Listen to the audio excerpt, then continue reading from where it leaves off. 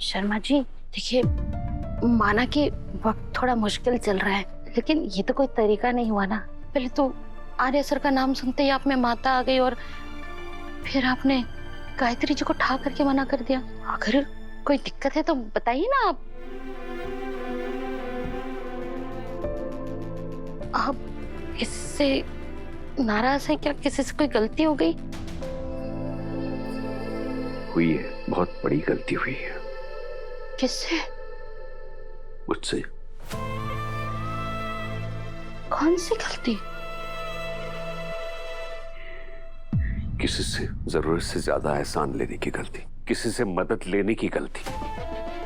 और अब मैं अपनी ये गलती सुधार कर रहूंगा।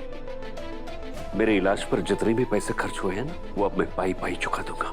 शर्मा जी, आपकी गाड़ी अभी तक खर्चे पे अटकी है। अनु ने कहा ना कि वो पैसे उसके ऑफिस से आए। आप पर ऑफिस भी तुम शर्मा जी, आर्य सर की है ना। अब आप शांत हो जाइए ना। मुझे उनका एक भी पैसा, एक भी एहसान, एक भी मदद नहीं चाहिए। शांत हो जाइए ना अब। ये सब क्या चल रहा है? कितनी बार बोला, इतना गुस्सा आपकी सेहत के लिए ठीक नहीं है। पर नहीं, देखिए मैं वापस अपने डॉक्टर मोड में आ जाऊंगा। आपको आराम चाहिए, ठीक है? और आंटी, हाँ। एक खुशखबरी है, आप इन्हें कल घर लेके जा सकती है। Thank you doctor.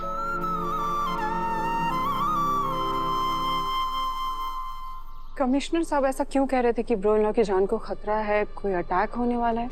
आखिर ये मामला क्या है?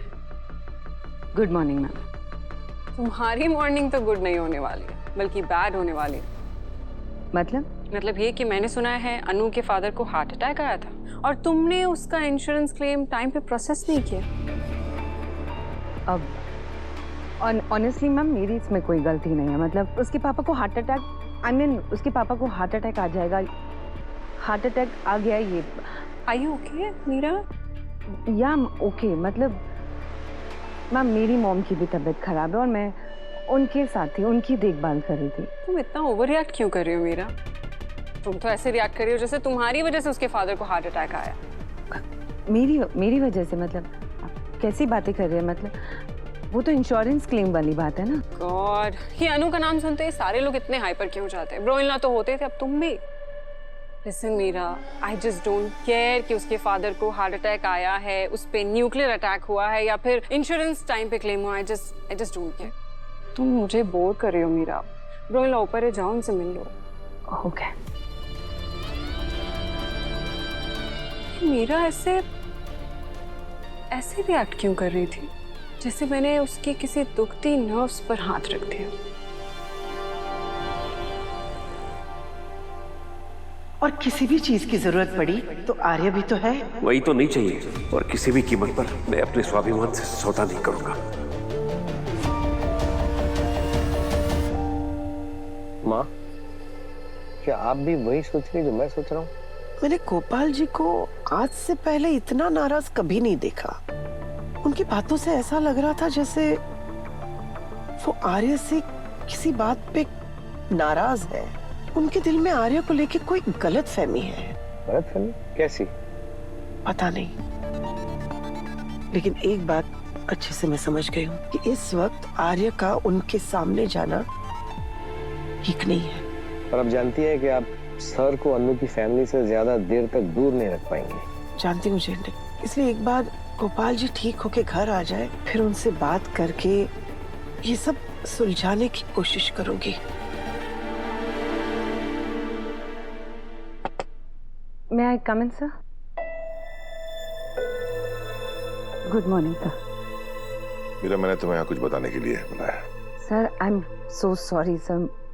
मुझे नहीं पता था कि गोपाल जी को हार्ट अटैक है सर। मीरा, मेरी बात। आई नो सर, आप मुझसे बहुत ज्यादा गुस्सा हैं। मेरी मॉम की तबीयत खराब थी, उनके साथ ही बिजी थी। अगर मुझे पता होता ना कि गोपाल जी के साथ ऐसा कुछ हुआ है तो मैं 1 मिनट भी नहीं लगाती। इनफैक्ट मैं खुद हॉस्पिटल जाके अनु की हेल्प करती सर। मीरा, रिलैक्स।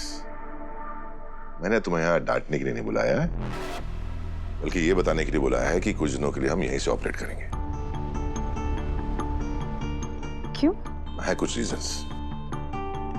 तुम्हारी माँ की तबीयत कैसी है? बेटर है सर। अनु के पापा कैसे हैं? वो भी बेटर है, और जो इमरजेंसी के वक्त हुआ वो नहीं होना चाहिए था मीरा।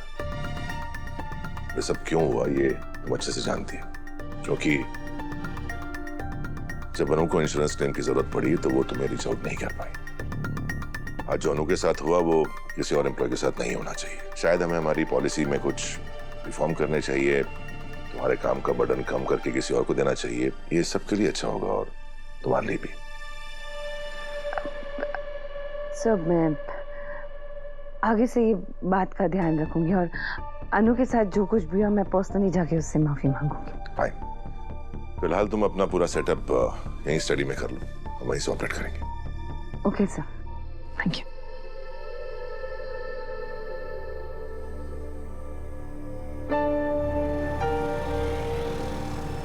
रजनी, मुझे तो समझ ही नहीं आ रहा है कि अनु के पापा को अचानक हो क्या गया है। मैंने उन्हें कभी इतने गुस्से में नहीं देखा। अभी तू ये सब मत सोच, एक बार गोपाल भैया को घर आ जाने दे ना, फिर बैठ के बात कर लियो आराम से। हाँ, तो हमेशा ऐसी सयानी बातें करती। चल मैं अभी घर जाती हूँ, घर में बहुत गंद पड़ा होगा।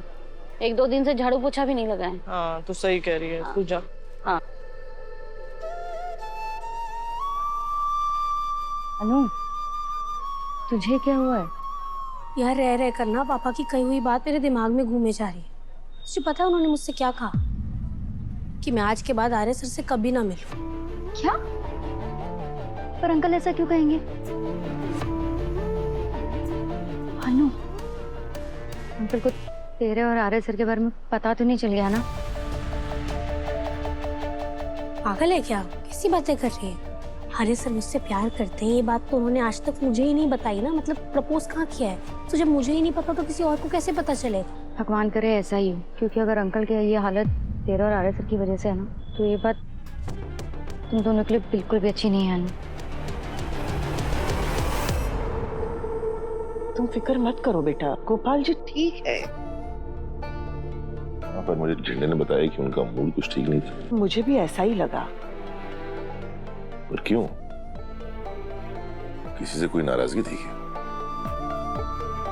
बताइए ना माँ। हाँ, किससे? तुमसे। उन्होंने कहा कि वो तुमसे कोई एहसान नहीं लेना चाहते।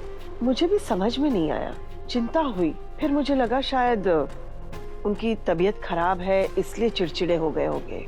बेटा, जब इंसान की तबीयत ठीक नहीं होती तो उसे समझ में ही नहीं आता कि वो क्या बोल रहा है। गोपाल जी के साथ भी शायद वही हो रहा है। एक बार उनको घर जाने दे, हो सकता है सब कुछ अपने आप ठीक हो जाए।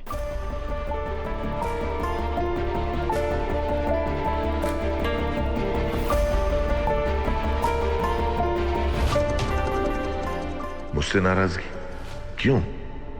इसका क्या कारण हो सकता है?